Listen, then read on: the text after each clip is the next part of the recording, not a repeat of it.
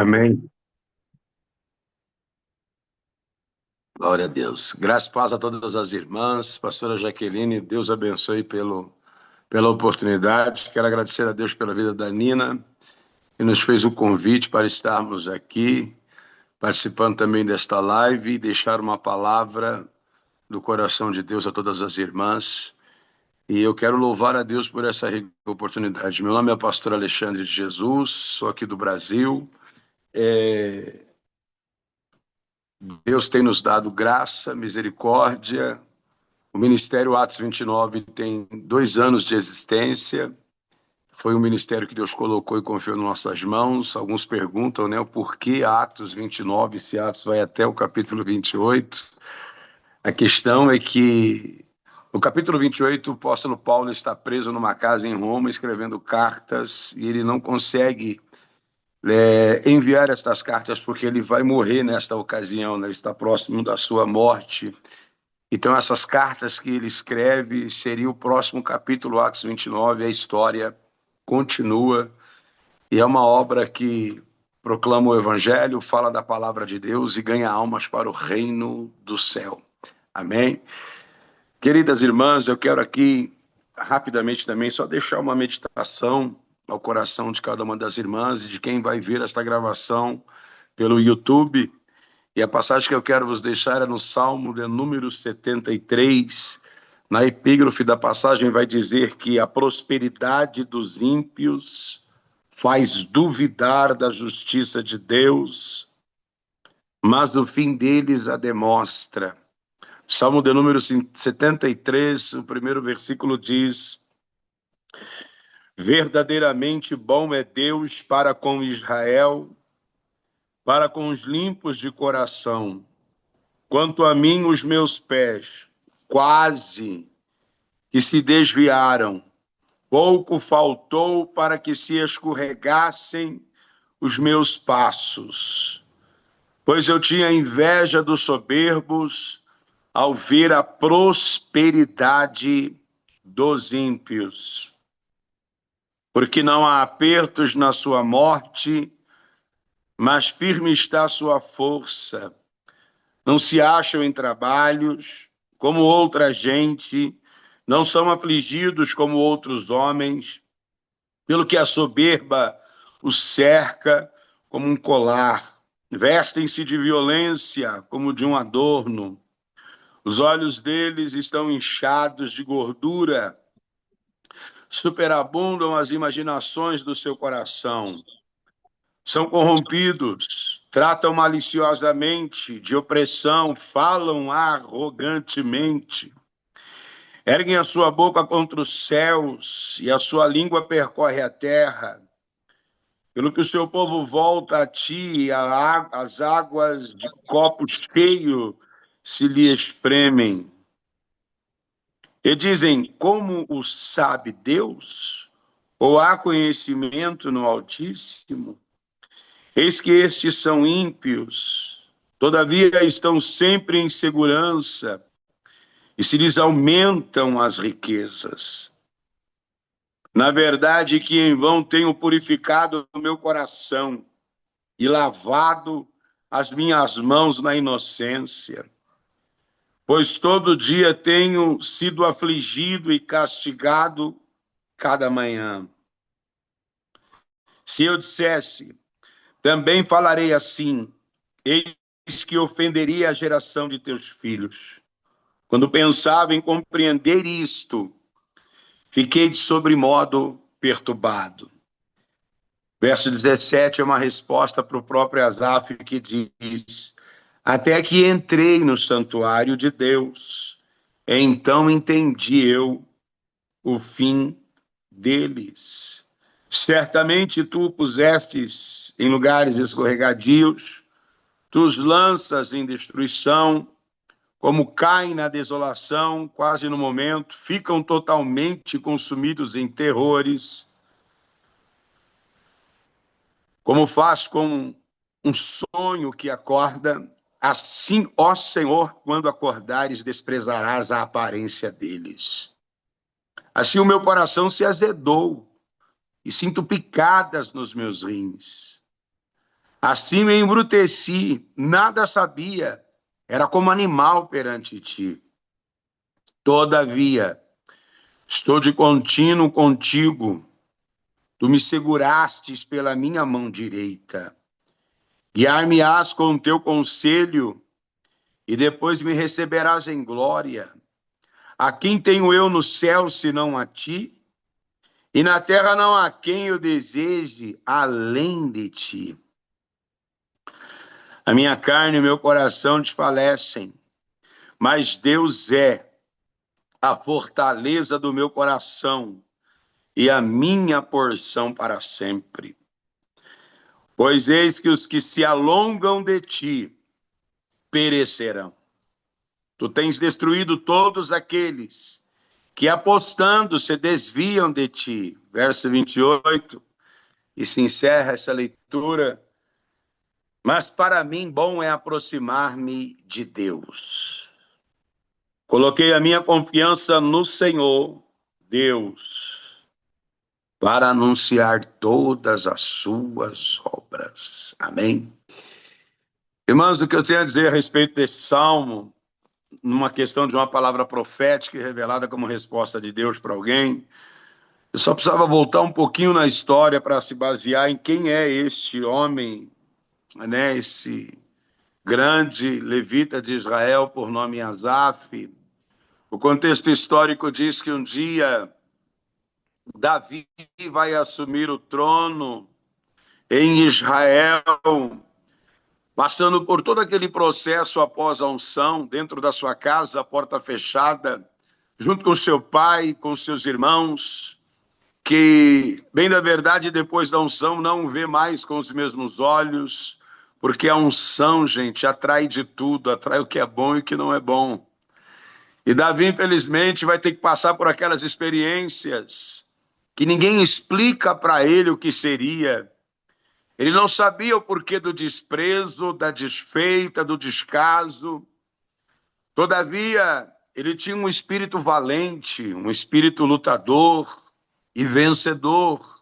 Sabemos da história que seu nome fica afamado pelo fato de vencer o grande gigante, Golias. E a fama de Davi cresce, e ao vencer os gigantes, ele não assume o trono, ele passa a ser pajem de armas do rei, e ele é conhecido do rei, é conhecido no palácio. Davi foi um homem que não deixava a soberba, a prepotência entrar no seu coração, ele reconhecia o seu pecado, a sua falha, e isso era uma grande qualidade que Davi tinha. Para me atentar ao Salmo 173, esse Salmo de Asaf, minhas irmãs, é quando Davi vai realizar um dos sonhos, trazer a arca do Senhor que está na casa de Abinadab por 20 anos. Ao trazer a arca para Jerusalém, representaria ali a presença de Deus no meio do seu povo. E era um feito, era um sonho que Davi estava realizando, era o que ele queria em seu coração. E a arca, então, é trazida, sabemos que no contexto da história, e aqui eu já lanço uma palavra de revelação para alguém que precisa ouvir, não se empolgue diante da bênção quando tudo começar a dar certo na sua vida. Permaneça no propósito que Deus colocou no seu coração, não deixando se desvirtuar, porque a bênção começou a acontecer. E alguém pergunta, pastor, Davi se empolgou aonde? Ele foi buscar a arca de uma maneira errada, em cima dos carros de boi, enquanto era para trazer nos ombros dos sacerdotes. A bem da verdade, o erro de Davi foi querer ajudar a Deus, e Deus não precisa da nossa ajuda, Deus precisa da nossa adoração, obediência e comunhão. E Davi quis fazer bonito e acabou ficando feio, porque no meio do caminho, a permissão de Deus de um dos bois tropeçarem, vai fazer a arca pender e cair da carroça, Uzá põe as mãos, Deus abre nele uma ruptura. E nessa cena de tristeza, de angústia, onde uma alegria, num piscar de olhos, é transformada em tristeza por causa de uma precipitação de Davi. E eu repito aqui como revelação de Deus, não permita que nenhum tipo, nenhuma bênção desvirtue você do propósito na presença de Deus. Minhas irmãs, Deus não é homem para mentir, nem filho do homem para voltar atrás ao que prometeu fazer na nossa vida. Ele é o dono do ouro, ele é o dono da prata, ele é o dono das riquezas encobertas, dos tesouros escondidos, e dá a quem quer.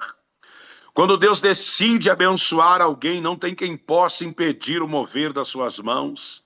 Quando Deus decide abrir porta, ele dá ordem e a terra começa a trazer à existência o que não existe.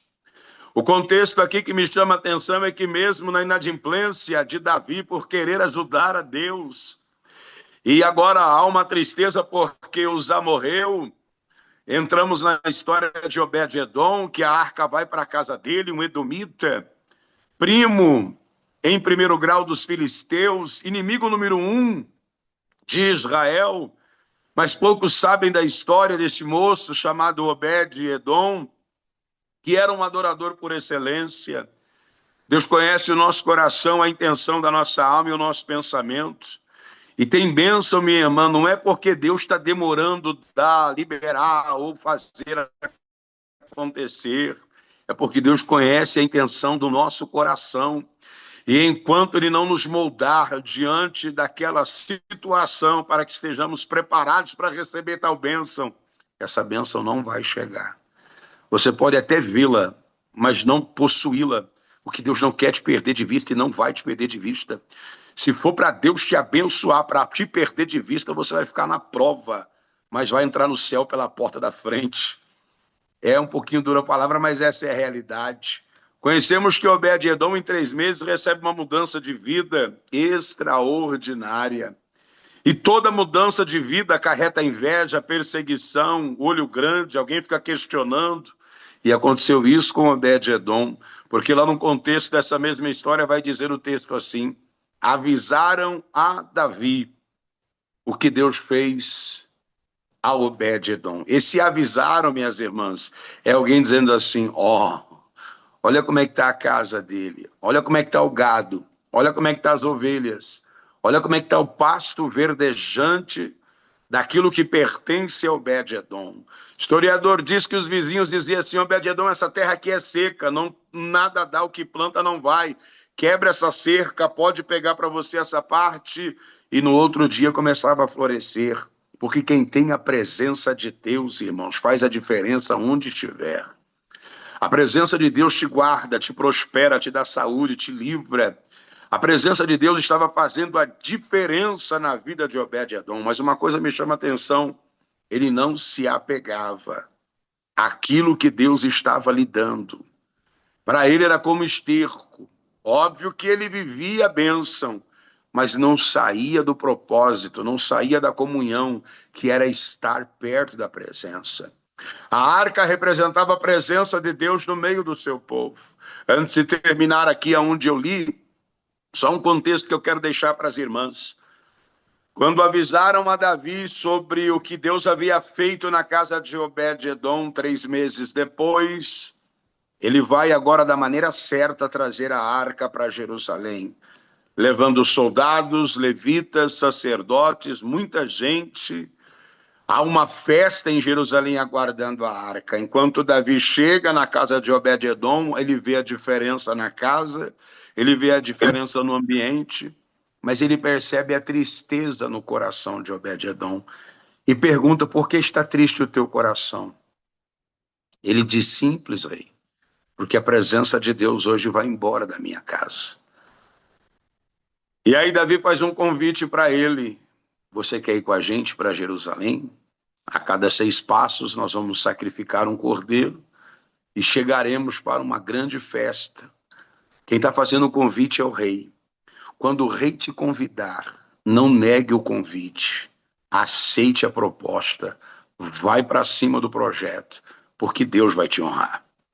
Quando o rei te convidar, coloca um sorriso 10 e 15 no rosto e vai para cima. O convite quem está fazendo é o rei, mas o ambiente para qual você vai, nem todos estarão felizes com a tua chegada lá. Tem gente que vai olhar e vai questionar: o que ela está fazendo aqui? O que ela pensa que ela é? Quem que ela acha que ela é? Quem está padrinhando isso? Quem está financiando isso? Quem está promovendo isso? Por que para ela? Estou sentindo Deus aqui, minhas irmãs. O contexto também diz que Obed-edom chega porque foi a convite do rei. Um outro detalhe aqui, antes de terminar o Salmo 73, que eu oro ali aqui para as irmãs nesta live, e para você que vai vê-la aí no YouTube. Obed-edom vai. Eu não sei se você reparou nessa história, que a cada 6 passos ele está junto com o rei sacrificando. Um altar é montado, um cordeiro, um boi é sacrificado, o altar é desmontado, conta-se 6 passos, e assim vai até chegar em Jerusalém. Ao chegar em Jerusalém, há uma festa aguardando a arca. Enquanto a arca chega, há uma alegria contagiante, eufórica, pela presença da arca. Mas quando essa alegria eufórica vai diminuindo, a prestação de atenção para quem está chegando começa a evoluir. E aí é onde aparece esse homem Obed-edom e os questionamentos vêm. Esse aí não é um edomita? O que ele está fazendo com o rei? Por que ele veio para Jerusalém? Esse aí não é o que morava no caminho vindo para cá? Não é nele, ou sobre ele, ou na casa dele que a arca ficou. Então o Senhor Deus fala para alguém que está me ouvindo nesta live: não dê ouvido para questionamentos que vão acontecer quando você estiver na porta da bênção, na porta da vitória, e já de posse daquilo que Deus te deu. Isso não é soberba, nem prepotência, nem arrogância, isso é sabedoria. A palavra de Deus diz em Isaías 60, verso 1, levanta-te e resplandece, porque já vem a tua luz, e a glória do Senhor vai nascendo sobre ti. Sendo assim, você vai passar para outro nível, andar em outro patamar. Irmã, quem te acompanhou, amém. Quem não quis te acompanhar, as pedras de tropeço serão arrancadas do seu caminho. Deus vai mostrar verdadeiramente quem é, quem não é. Quem diz que estaria junto e misturado, mas só estava na mentira, só no engano, só na traição, só na falsidade.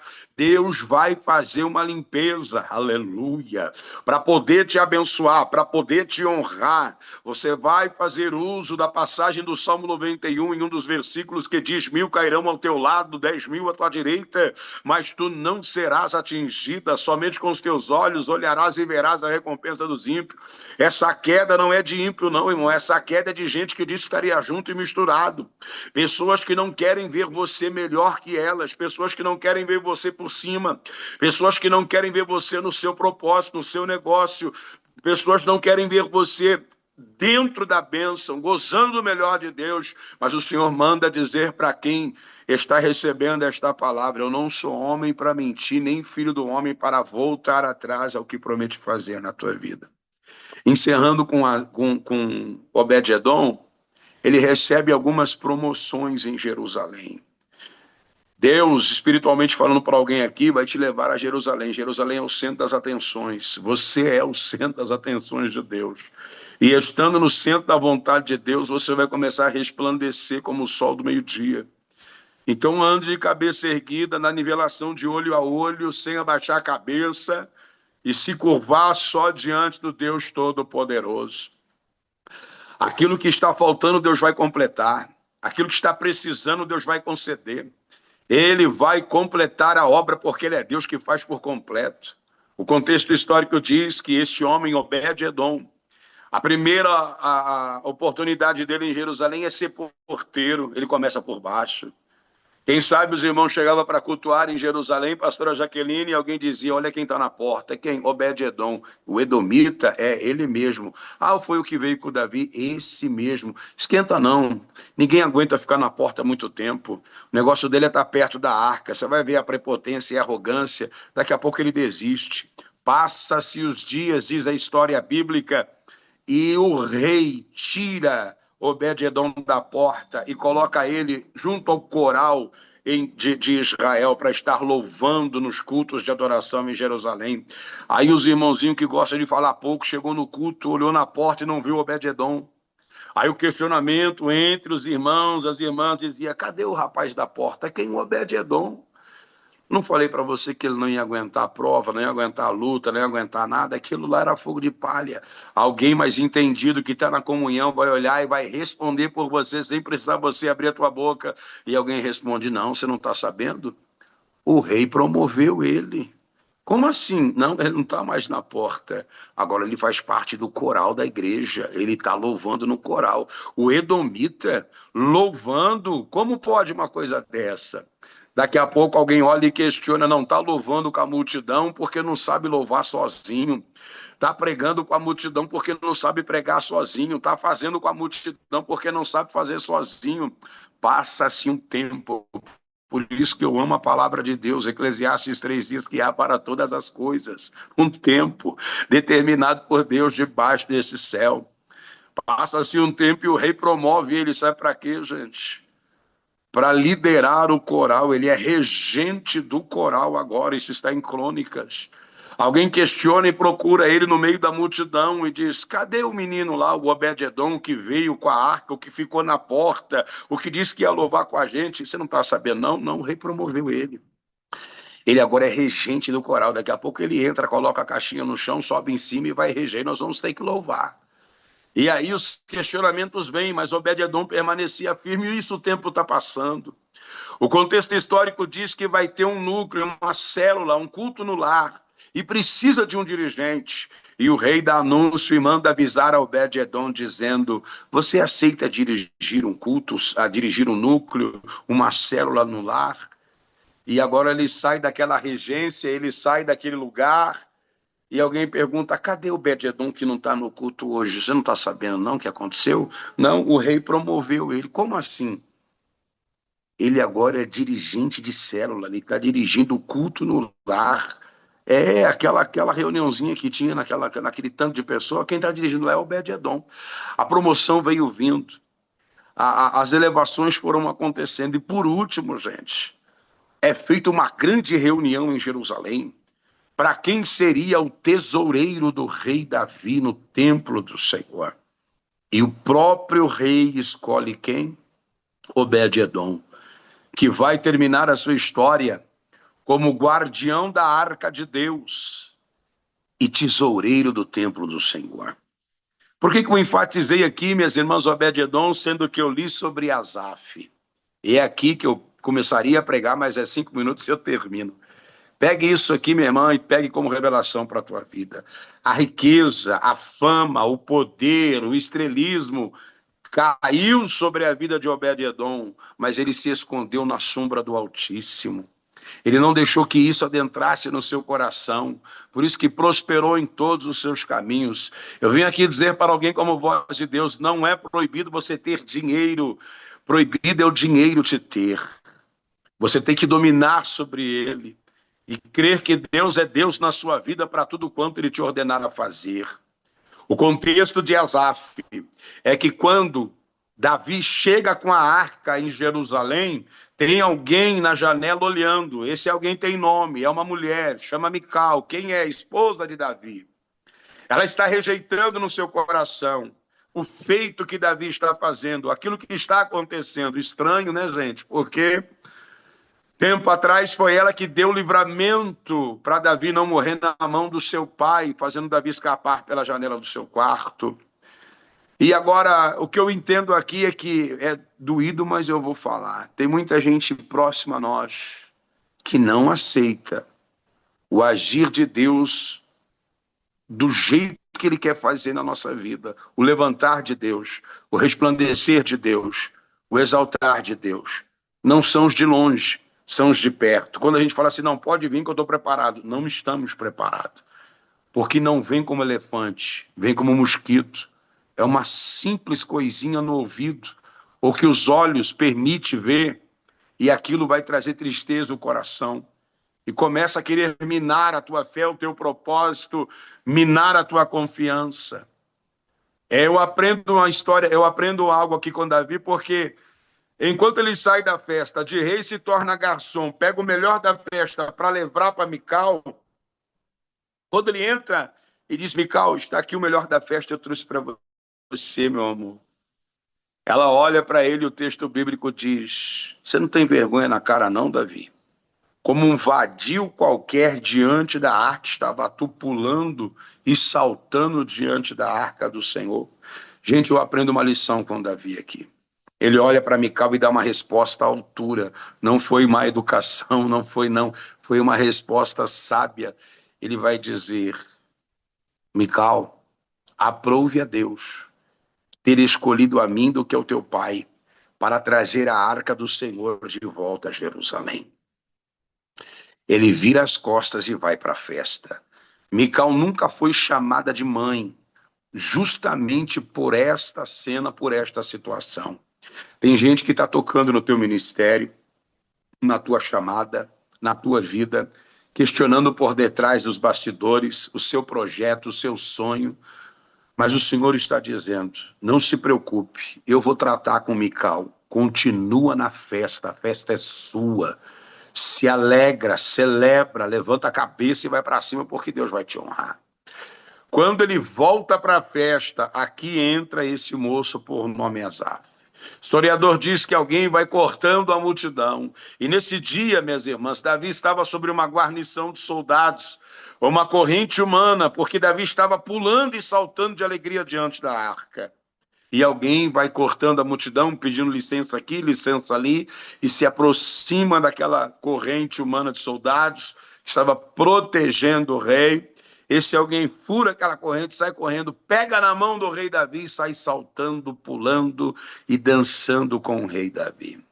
Quando um dos soldados vai para tirar esta pessoa de perto do rei, o rei Davi olha e diz: não faça isso, deixa ele aqui se alegrando comigo.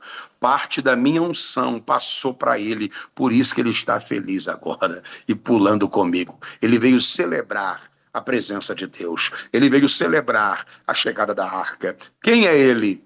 Asaf. E é aqui, minhas irmãs, que eu vou caminhar para o fim dessa mensagem. Esse homem se tornou afamado em Jerusalém por causa dessa atitude. Deus está esperando você tomar uma atitude na presença dele de coragem, de fé e de ousadia. A questão aqui não é só mais confirmação: Deus, devo ir, não devo ir, devo fazer, não devo fazer, devo abrir, não devo abrir. O Senhor está dizendo: arregaça as mangas, vai para cima, você está debaixo da promessa, a obra é minha.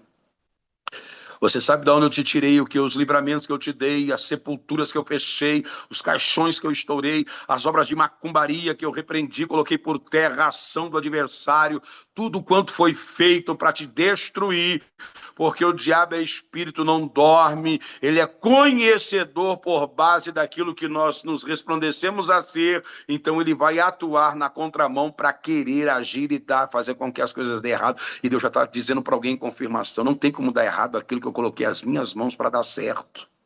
Pode o inferno se levantar, minha irmã. Pode os demônios trabalhar incansavelmente. É um anjo só que te acompanha. É um anjo só que te guarda. Oh, glória! E a ordem desse anjo é: se precisar matar por ela, mata. Se precisar matar por ela, mata. Mas que eu vou cumprir a obra, eu vou cumprir, nada e ninguém vai mais impedir Deus realizar o que tem para fazer na sua vida. E agora, para me encerrar de verdade, Asaf se torna um grande levita, adorador do templo. Ele ficou afamado por causa da quebra de protocolo que ele fez no dia em que a arca chegou em Jerusalém. E agora, minhas irmãs, a Bíblia diz que ele fazia a rotina acontecer. E eu venho como voz de Deus aqui, na vida de alguém, dizer: quebre a rotina na sua vida. Quebre a rotina. Deixa Deus fazer do jeito dele. Qual que era a rotina de Asaf? Chegar na igreja, ligar o instrumento, afinar o instrumento, ensaiar o louvor, cantar o louvor, adorar a Deus, terminar o culto, guardar o instrumento e ir embora para casa. Essa era a rotina de Asaf. Como é que é, pastor? Chegar na igreja, ligar instrumento, afinar instrumento, ensaiar louvor, cantar o louvor, adorar a Deus, acabar o culto, guardar instrumento e ir embora para casa. Virou rotina. Então ele não faz outra coisa, e Deus não te impede de fazer nada. Faça aquilo que chegar nas tuas mãos para fazer. Com isso, nessa rotina, ele tem tempo de olhar para os ímpios. E ao olhar para os ímpios, ele percebe aquilo que Obed-edom guardou no seu coração, que a prosperidade dos ímpios faz duvidar do agir de Deus. Ele disse: não tem dor na sua morte, não tem tristeza na sua vida, não tem luto, não reclamam de nada. Olha o que está acontecendo. Até que chega um dia, minhas irmãs, que Asaf diz assim: sabe de uma coisa? Eu vou parar com tudo. Eu vou largar tudo. Eu vou fazer igual eles. Ele quase que se desvia.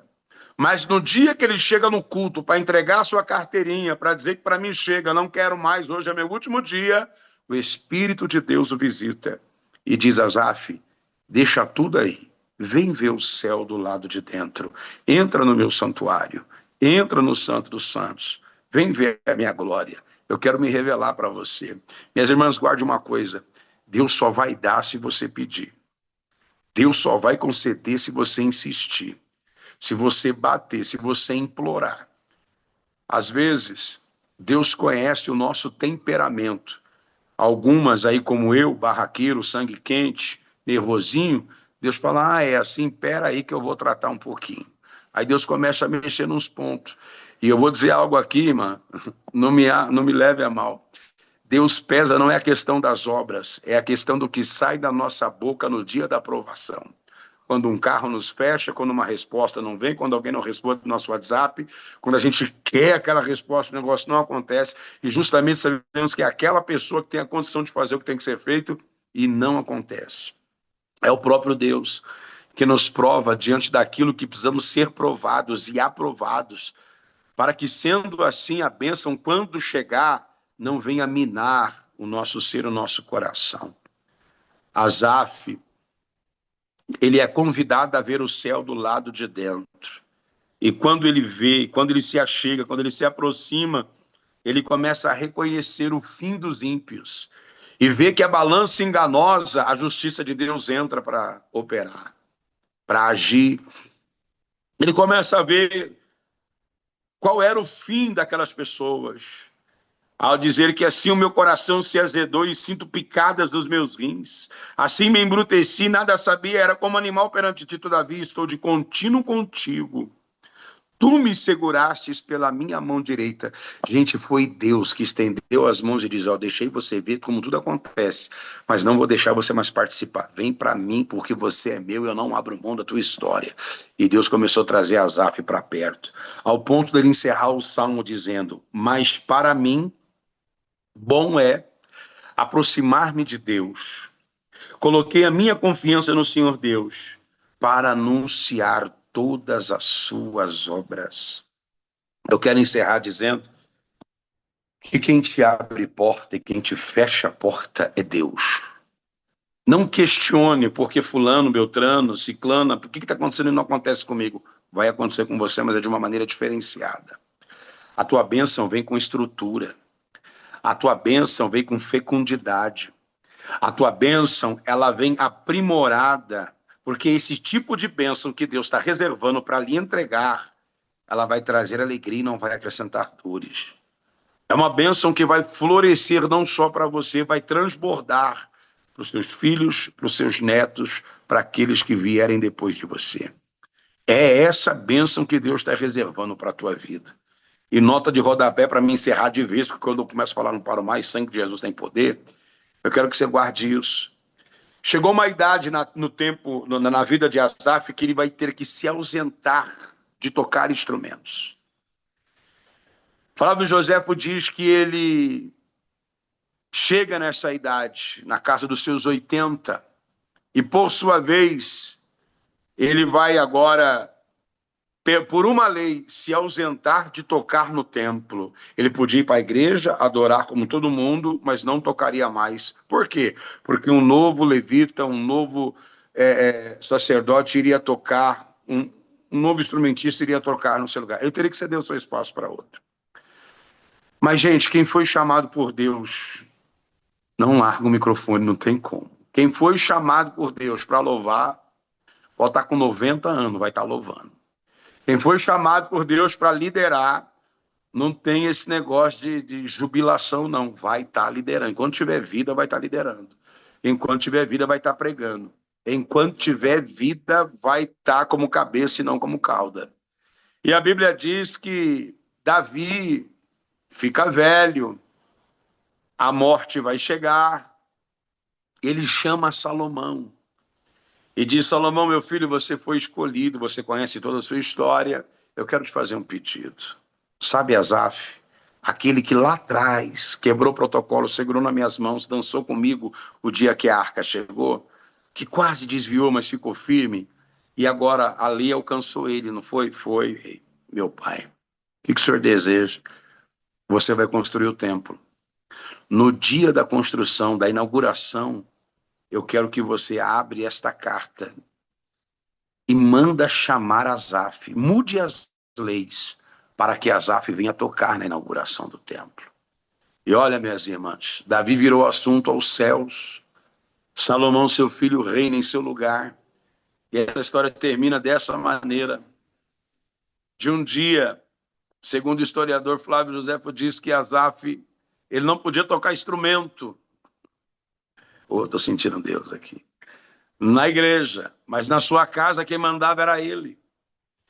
E todas as noites ele pegava o seu tamborim, o seu instrumento de corda e louvava ao Senhor, salmodiava a Deus. Mas aquela noite ele não pega instrumento e o céu está de olho em Asaf.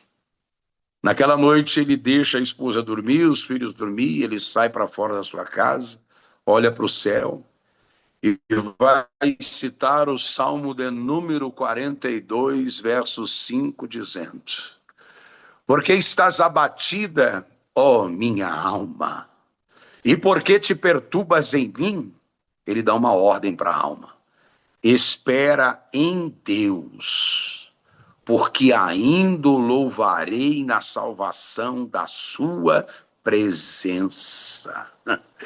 Eita glória, ele estava determinando, dizendo: como eu vou terminar meus dias, eu não sei, eu só sei que eu vou terminar louvando na presença do rei. A Bíblia também diz no Salmo 30, verso 5, para alguém como resposta nesta live: o choro pode durar uma noite inteira, mas a alegria, ela vem, é obrigatório, pela manhã. Então alguém se prepare que antes dessa semana terminar, vai ter a alegria de Deus chegando para a tua vida em resposta.